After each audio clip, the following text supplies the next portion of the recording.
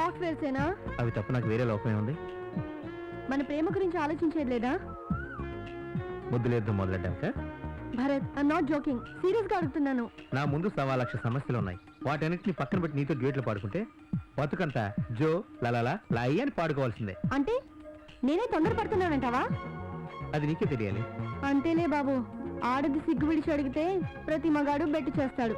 నీ బెట్ ఎంత వరకు వస్తుందో నేను చూస్తాను. అబ్బా, నీకు ఎలా చెప్పాలో అర్థం కావట్లేదు. పోను పోను నీకే అర్థం అవుతుంది. రే, పక్కన మన ల్యాండ్ ఉంది, వెళ్తారండి. ఓకే.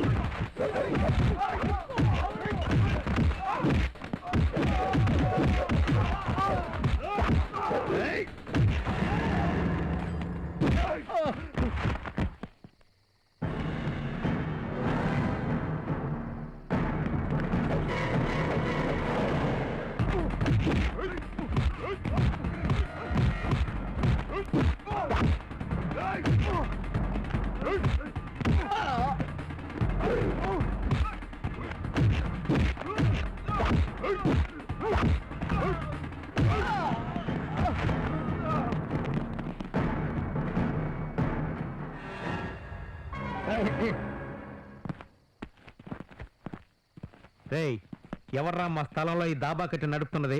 ఎవడు చెప్పారా ఇది నీ స్థలమని? మా నాన్న మేజర్. రిటైర్ అయిన తర్వాత ప్రభుత్వం మా నాన్నకి ఇచ్చిన స్థలం రా ఇది. మీ నానే ఒక కూనేకోరు, ఆడికి స్థలమా? ఈ స్థలాన్ని నేనే కాజేసి పట్టా పుట్టించుకున్నాను రా. నీ దిక్కును తోట చెప్పగా. రేయ్, నువ్వు రాష్ట్రం అంతా స్థలాలు కబ్జాలు చేస్తూ రియల్ ఎస్టేట్ వ్యాపారం చేస్తూ ఉంటే ఎవడు చూస్తూ ఊరుకోడు. రేయ్, నీ అంతు చూస్తా. ఇంకా నువ్వు చూసేదేంటారు నా వేలు? పిచ్చి పిచ్చిగా వాగావనుకో చూసావుగా. రేయ్ జనార్దన్, మీ నాన్నగారి మొహం చూసి ఈసారికి వదిలేస్తున్నా. మళ్ళీ ఇంకోసారి ఈ మూర్ఖులతో చేతులు కలిపావో నేనేం చేస్తానో నాకే తెలీదు. రేయ్ రండి.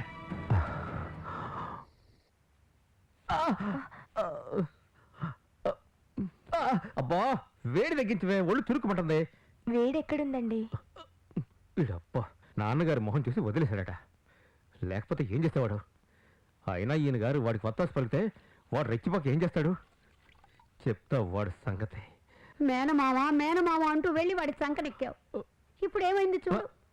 మామ సంక విరిగింది, నీ ఒళ్ళు హోనం అయింది.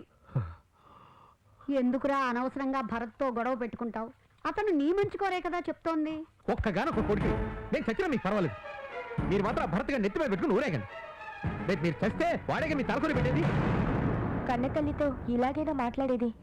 వాళ్ళు మీ బాగు కోసం చెప్పేవాళ్లేగా. నీ దృష్టిలో కూడా నేను పనికిరాని దద్దమ్మలా కనిపిస్తున్నానా? ఓ రెచ్చిపోయి క్లాస్ పీకుతున్నావు. నిన్ను మార్చడం మా వల్ల కాదురా, ఆ దేవుడే మార్చాలరా నిన్ను.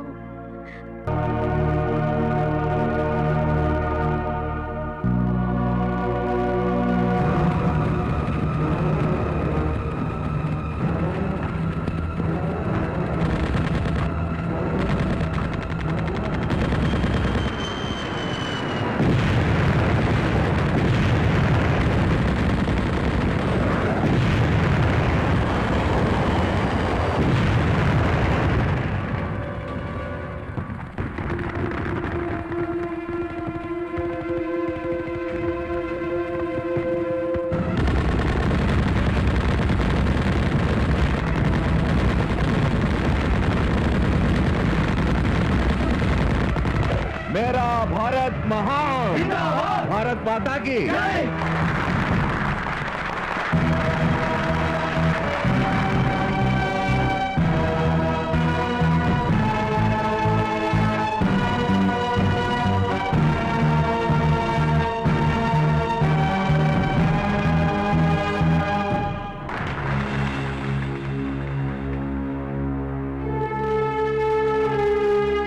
సార్, మిమ్మల్ని కలవడానికి మీ అబ్బాయి వచ్చాడు.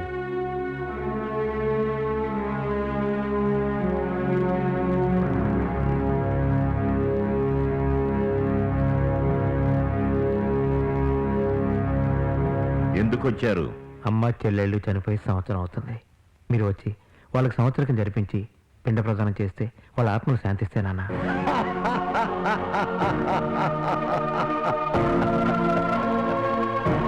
నేను మేజర్గా యుద్ధంలో ఎంతో మంది శత్రువుల్ని చీల్చి చెండాడాను. వాళ్ళందరి పేరు మీద కర్మకాండాలు జరిపించి పిండ ప్రదానాలు చేయిస్తే వాళ్ళ ఆత్మలు శాంతిస్తాయా, నన్ను క్షమిస్తాయా? మనదే అంతే. వెళ్ళండి కిణచ్చి. శత్రువులు వేరు, మన వాళ్ళు వేరు. మన అనేవాడెవడరా ఈ దేశంలో? ఇప్పుడు నేను నాది అనే స్వార్థంతో మనిషికి మనిషే శత్రువై ఈ సంఘాన్ని మృగాలమయం చేసేశారు.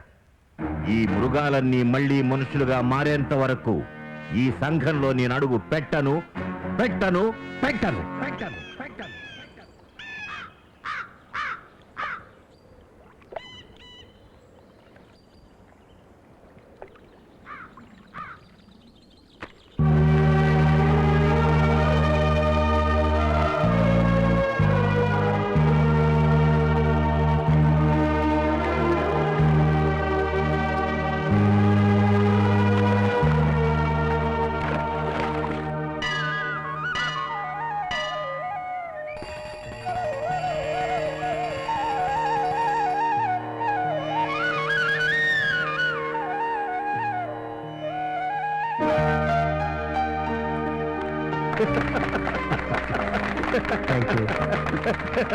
అబ్బో, మా బావగారి స్వరాష్ట్రాభిమానం ఎలా వెలిగిపోతుందో చూడండి.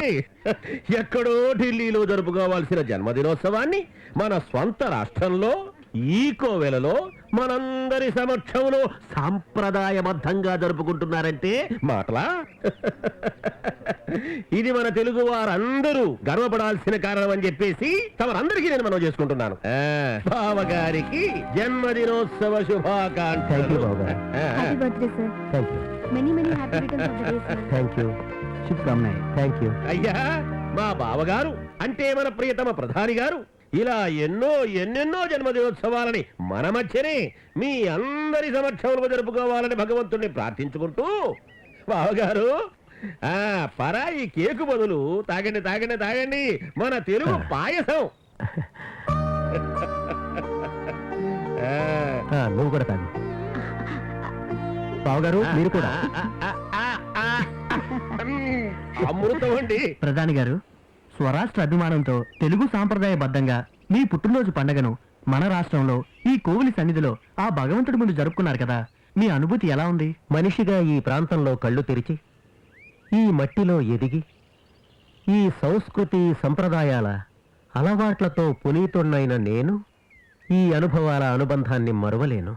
అందుకే ఢిల్లీకి రాజునైనా ఈ ప్రాంతానికి బిడ్డనై ఈ కోవెల సన్నిధిలో ఆ భగవంతుడి ముందు నా పుట్టినరోజు పండుగని తెలుగు సంప్రదాయబద్ధంగా జరుపుకున్నాను. ప్రధాని గారు, ప్రజలకు మీరిచ్చే సందేశం? మనిషి జీవితంలో ఇలాంటి అనుభవాల అనుబంధాల్ని మర్చిపోకూడదు. పిఎం గారు, నదుల అనుసంధానంపై మీ స్పందన? అన్ని రాష్ట్రాలు కలిసొస్తే అది కార్యరూపం దాలుస్తుంది. That's it. ప్రధాని గారు, మనకు స్వాతంత్రం వచ్చి ఒక జనరేషన్ కాలం పూర్తయింది. అయినా ఈ దేశ పరిస్థితి ఎక్కడ వేసిన గొంగళి అక్కడే అన్నట్టుంది. కుంభకోణాలు, భూ కబ్జాలు, టెర్రరిజం, నక్సలిజం, దోపిడీలు, మానభంగాలతో ఈ దేశం అట్టుడికిపోతోంది. వీటిని ఎందుకు ఆపలేకపోతున్నారు? దేశంలో లెక్కలేనన్ని జాతీయ పార్టీలు, ప్రాంతీయ పార్టీలు పుట్టుకొస్తున్నాయి. ప్రజలు డబ్బు కమ్ముడుపోయి మంచి చెడు అనేది ఆలోచించకపోవడం వల్ల అతుకుల బొంతల్లాంటి ప్రభుత్వాలు ఏర్పడుతున్నాయి. అందరూ ఒకళ్ళ మీద ఒకళ్ళు దుమ్మెత్తి పోసుకుంటూ సభా సమయాన్ని వృధా చేస్తున్నారు. అలాంటప్పుడు దేశ ఆర్థిక పరిస్థితి కుంటుపడిపోకుండా ఎక్కడ వేసిన గొంగళి అక్కడే అన్నట్టు కాకుండా ఎలా ఉంటుంది చెప్పండి? ఇంకా ఎంతకాలం? నీ బాధ నాకు అర్థమైంది. నువ్వు చెప్పినట్టు జరగాలంటే సంపూర్ణ మెజారిటీ ప్రభుత్వం కావాలి. కానీ మాది మైనారిటీ ప్రభుత్వం. ఏ సమస్యను ముట్టుకున్నా పేకమేడలా కూలిపోతుంది. అందుకే సమయం చూసి నిర్ణయం తీసుకుంటాం. సార్, మీరు చెప్పింది నేను ఒప్పుకుంటాను. మీ కేబినెట్ లోనే ఎన్నో నేరాలు చేసిన వాళ్ళు ఉన్నారు. స్వయంగా మీ బావమరిది రాయుడు గారే ఉన్నారు. ఆయనపై యాక్షన్ తీసుకోరా? ఇంతవరకు మా దృష్టికి రాలేదు. వస్తే తప్పకుండా చర్యలు తీసుకుంటాం. అయితే ఇదిగోండి సార్ సాక్ష్యాధారాలు. సాక్ష్యాధారాలు పరిశీలించి చట్టపరమైన చర్యలు తీసుకుంటాం. ఇది ఓకే? Okay sir. పిఎం గారు, మీ అమూల్యమైన సమయాన్ని మా కోసం కేటాయించినందుకు మా మీడియా తరపున మీకు ధన్యవాదాలు sir. Thank you very much. ప్రధానిగా బాధ్యతలు కట్టబెట్టారు. మా మామగారు నా మీద పెట్టుకున్న నమ్మకాన్ని వమ్ము చేయకుండా నిస్వార్థపూరితంగా సేవ చేస్తానని మనఃపూర్వకంగా ప్రమాణం చేస్తున్నాను. నాకు ఈ వైభవాన్ని కట్టబెట్టిన